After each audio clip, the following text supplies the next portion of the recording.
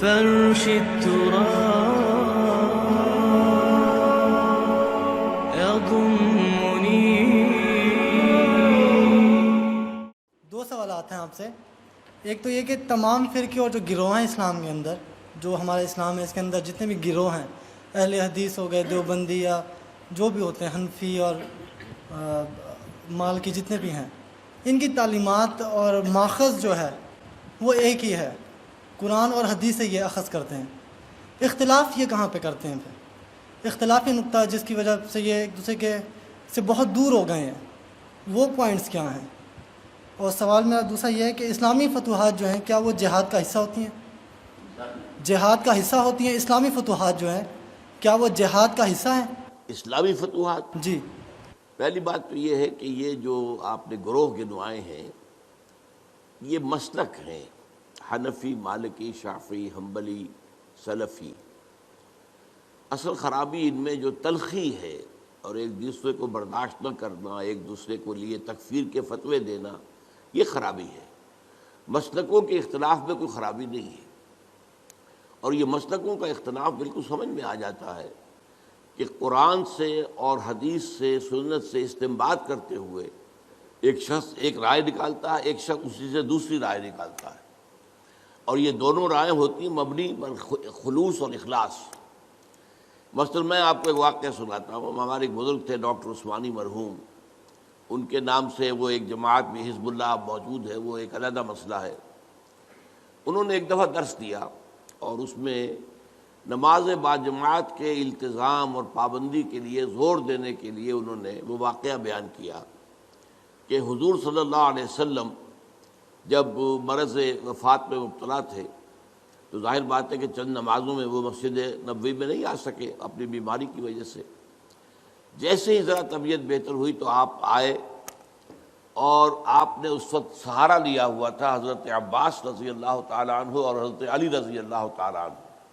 ان دونوں کے سہارے سے آپ مسجد کے اندر آئے تو حضرت ابو بکر نماز پڑھا رہے تھے، وہ پیچھے ہٹنے لگے کہ حضور آ گئے تو وہ آپ نماز پڑھائیں گے. تو آپ نے اشارت سے کہا نہیں تم نماز پڑھاؤ، اور آپ بیٹھ گئے حضرت ابو بکر کے پاس. بہرحال باقی واقعہ میں بیان نہیں کر رہا. اس سے انہوں نے استنباط کیا کہ دیکھیے نماز باجماعت کی اہمیت یہ ہے کہ حضور اس حال میں بھی، جبکہ آپ چل بھی نہیں سکتے، بمشکل 2 افراد کا سہارا لے کر آ رہے ہیں، پھر بھی آپ نماز باجماعت میں شریک ہوئے. میں نے ان سے بعد میں عرض کیا کہ ڈاکٹر صاحب میں اس حدیث سے ایک اور نتیجہ نکالتا ہوں، اور وہ کیا ہے کہ نماز باجماعت سے صرف مریض ہی مستثنیٰ نہیں ہے، اس کے تیماردار بھی مستثنیٰ ہیں. حضرت عباس اور حضرت علی جو ہے وہ گھر کے اندر موجود تھے، مسجد میں تو نہیں آئے، وہ بیمار نہیں تھے، لیکن چونکہ وہ بھی حضور کے تیماردار تھے، حضور کی دیکھ بھال کر رہے تھے، تو گویا کہ ان کے لیے بھی اس وقت نماز باجماعت میں شریک ہونا لازم نہیں تھا. اب دیکھیے واقعہ ایک ہی ہے، اس سے ایک نتیجہ یہ نکل رہا، ایک نتیجہ یہ نکل رہا ہے. اس میں خلوص کی بنا پر لوگوں نے اختلاف کیا، اور اختلاف کی وجہ سے کوئی مسلک وجود میں آ گئے. یا ایک اور مثال میں آپ کو دیتا ہوں. حضور کی ایک حدیث ہے صلی اللہ علیہ وسلم کہ جب بھی مسجد میں جاؤ تو 2 رکعت جو ہے تحیۃ المسجد پڑھے بغیر مت بیٹھو، یہ مسجد کا حق ہے. آپ مسجد میں گئے ہیں 2 رکعت پڑھیے. ایک طرف تو یہ حدیث ہے، ایک طرف یہ حدیث ہے کہ سورج کے نکلنے کے وقت جب تک سورج پوری طرح نکل نہ چکے کوئی سجدہ نہیں ہو سکتا. فجر کے بعد فجر کی نماز کے بعد سے لے کر سورج کے پوری طرح طلوع ہونے تک کوئی سجدہ جائز نہیں. اسی طرح عصر کی نماز کے بعد سے اور سورج کے غروب ہو جانے تک پوری طرح کوئی سجدہ جائز نہیں. اب کیا کریں؟ اب اگر ایک شخص عصر کے بعد مسجد میں آیا ہے، اب مسجد میں مغرب کی نماز میں ابھی 10 منٹ ہے، 15 منٹ ہے، کیا کرے؟ وہ کون سی حدیث پر عمل کرے؟ پہلی حدیث پر عمل کرے یا دوسری پر کرے؟ پہلی حدیث پر عمل کرتا ہے تو گویا کہ وہ ممنوع اوقات میں سجدہ کر رہا ہے. دوسری پر عمل کرتا ہے تو جو پہلی حدیث ہے اس پر عمل رہ گیا.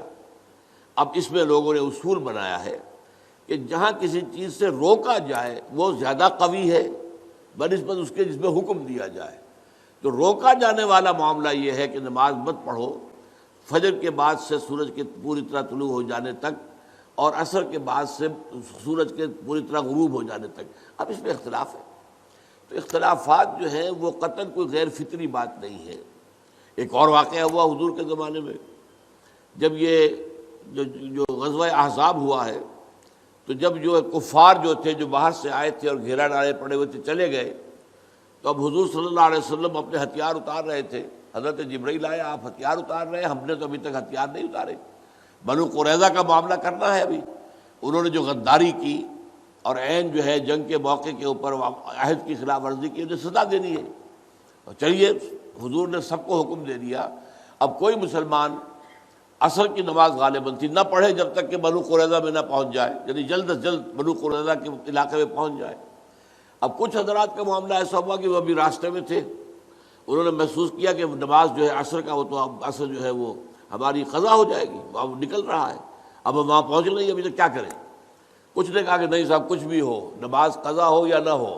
حضور نے کہا نماز مت پڑھو جب تک بنو قریظہ کے علاقے میں نہ پہنچ جاؤ، تو ہم تو نماز نہیں پڑھیں گے. کچھ لوگوں نے کہا نہیں یہ تو حضور نے اصل میں جلدی کرنے کے لیے تاکید کر کہا تھا، ورنہ مراد یہ نہیں تھی. انہوں نے نماز پڑھ لی. اب کچھ لوگوں نے نماز پڑھ لی، کچھ نے نہیں پڑھی.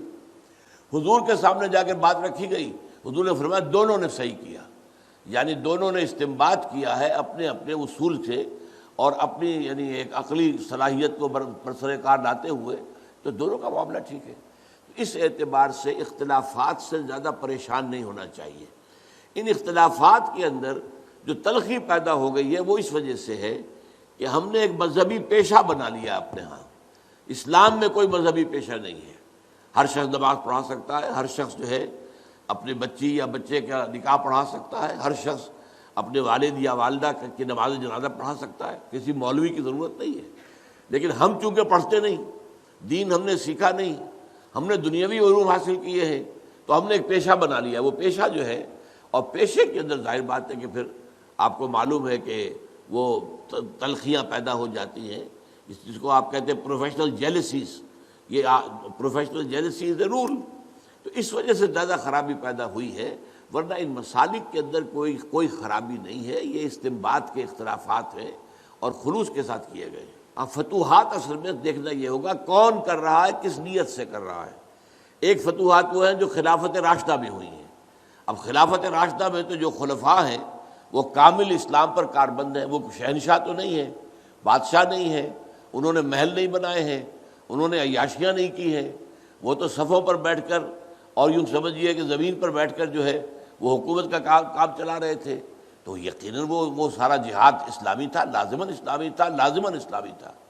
بعد میں وہ دور بھی آیا ہے، ایک بادشاہ ہے بھی شرابی اور زانی اور ہے بھی بہت ظالم، کوئی اسلام کے اوپر عمل بھی نہیں ہے مسلمان. وہ کسی ملک کو فتح کرنے کے لیے فوج کشی کرتا ہے، تو ظاہر بات ہے اس کا معاملہ جہاد فی سبیل اللہ کا نہیں ہے. یہ تو در حقیقت اپنی حکومت کو بڑھانے کے لیے وہ توسیع کے لیے کوشش کر رہا ہے. تو یہ سارا ڈیپینڈ کرے گا اس پر کہ ہے کون جو شخص یہ کام کر رہا ہے. خلفائے راشدین نے کیا تو خالص جہاد تھا، اس میں کوئی شک ہی نہیں. اس سے زیادہ پاک اور اس سے زیادہ صاف اور پیور اور جہاد فی سبیل اللہ کون سا ہوگا. لیکن یہ کہ بعد کے حالات جو ہے جو بہت خراب ہوئے، درمیان میں کچھ درمیانی حالات بھی ہیں، نسبتاً بہتر لوگ بھی تھے، انہوں نے بھی فتوحات کی ہیں. اب ان کا حکم بھی اب آپ چھوڑیے اللہ پر، ان کے جو نیتیں ہیں، اللہ تعالیٰ نیتوں کا جاننے والا ہے. تو بہرحال یہ میں نے دو انتہاؤں کا آپ کے سامنے ذکر کر دیا کہ ایک خلافت راشدہ کے دور میں فتوحات ہو رہی ہیں، اور ایک بعد میں بہت دور میں جبکہ بادشاہت اور ملوکیت اور اس کی ساری گندگیاں آ چکی اور محل بن چکے، عیاشیاں شروع ہو چکی. ایک اس زمانے میں ہو رہا ہے، تو ان دونوں کا حکم مختلف ہوگا. هي الحلقات تحفظني بآيات من القرآن، هي الحلقات تملأني بحب المصطفى العدنان.